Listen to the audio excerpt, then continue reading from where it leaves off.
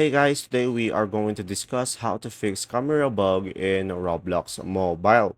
So guys, today I'm going to show you multiple methods, so just simply follow along. So for the first method guys, is just simply try a different Roblox game because in some games this error appear and in some Roblox games the error will not appear.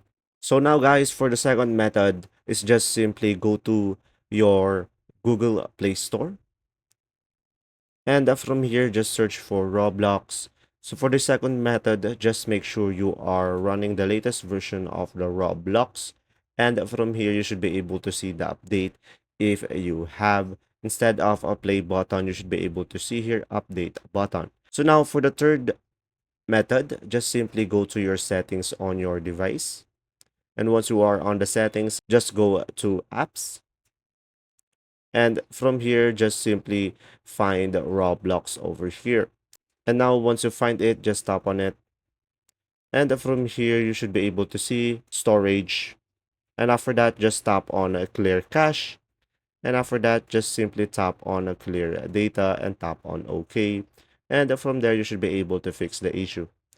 And there you go. If this video was helpful, please like and subscribe. And thanks for watching.